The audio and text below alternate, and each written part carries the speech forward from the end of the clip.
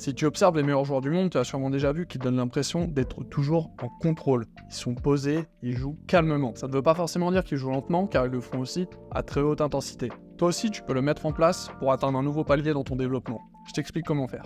Tout d'abord, il s'agit d'être capable de jouer de manière détendue, de jouer à un rythme plus lent et de ne pas subir l'intensité des défenseurs les plus agressifs. Pour de nombreux jeunes joueurs, le même problème apparaît à haute intensité. Ils subissent et leur cerveau se met en mode protection sous l'effet de la pression adverse. Ça les empêche de contrôler leur jeu, d'endormir les défenseurs et d'utiliser les changements de vitesse pour créer des décalages. Cette création de décalage, elle se fait notamment grâce au changement de vitesse. C'est pourquoi la première étape consiste à être capable de ralentir. Car oui, jouer sous contrôle, c'est aussi ralentir ou se relaxer ne serait-ce qu'une fraction de seconde sur un dribble par exemple. La plupart du temps, les meilleurs meneurs de ballon utilisent ces changements de vitesse très discrets ou rapides pour tromper les défenseurs sur de très courtes hésitations avant d'exploser. Encore une fois, il ne s'agit pas de jouer en permanence à un rythme plus lent ou plus relâché, il s'agit de changer de rythme. Rester sur le même tempo t'empêche de le faire. C'est ce premier point que tu dois régler. Deuxième point, c'est que jouer sous contrôle ne consiste pas seulement à jouer lentement. C'est possible, mais il s'agit aussi d'être calme et serein malgré les circonstances. Par exemple, sur les contacts, tu peux parfois laisser ton opposant t'orienter là où il veut et s'imposer physiquement.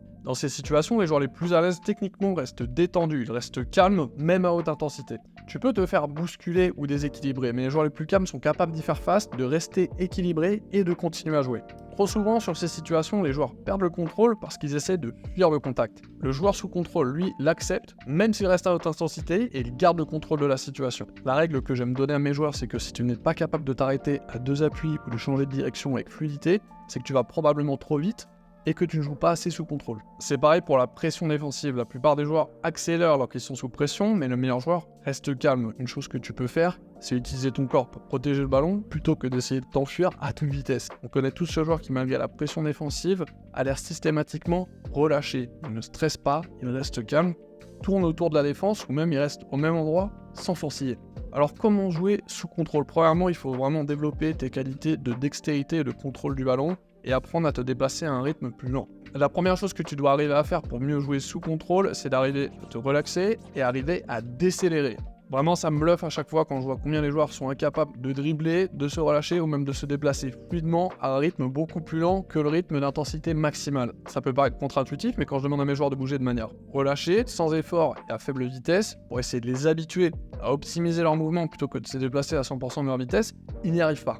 Ça, c'est le premier point sur lequel tu peux travailler. Ensuite, le deuxième point, c'est la dextérité et le contrôle du ballon. Il y a vraiment énormément de joueurs qui ont du mal avec cet aspect, notamment faire flotter la balle dans leurs mains et la contrôler plutôt que de dribbler comme des bourrins super forts. Il faut apporter plus de finesse et de variété dans le travail de ton dribble pour réussir à jouer sous contrôle. Une fois que tu as intégré tous ces points et que tu es capable de jouer plus lentement ou plus calmement, l'étape suivante qui sera extrêmement cruciale, c'est d'être capable de passer d'une vitesse à une autre avec aisance et fluidité. J'utilise souvent les pourcentages pour illustrer ce concept. Donc tout le but du jeu, ça va être d'être capable de passer d'une vitesse de 10% à 90% ou de 90% à 30% tout en restant détendu et sous contrôle. C'est une qualité que tu peux développer de nombreuses manières via ton entraînement individuel. Le point qu'il faut vraiment que tu retiennes de cette vidéo, c'est qu'il ne s'agit pas seulement de jouer lentement. Tu peux jouer sous contrôle à des vitesses élevées. Pense à une Formule 1 qui est capable de passer de 350 à 80 km/h sans mètres de freinage ou de 0 à 200 km/h en moins de 2 secondes d'accélération, tout en étant capable de changer de direction extrêmement finement et avec beaucoup de précision. Au basket, il s'agit de s'habituer à jouer avec plein de contraintes et d'éléments perturbateurs à haute intensité. Donc s'habituer à évoluer parmi ces contraintes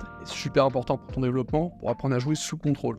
Ensuite, accepter le contact et s'en nourrir, essentiel. Ça te permettra d'être beaucoup plus serein. Pour ton prochain entraînement ou ton prochain match, pense à jouer aussi calmement que possible, même à haute intensité. Ça fera passer ton jeu au niveau supérieur.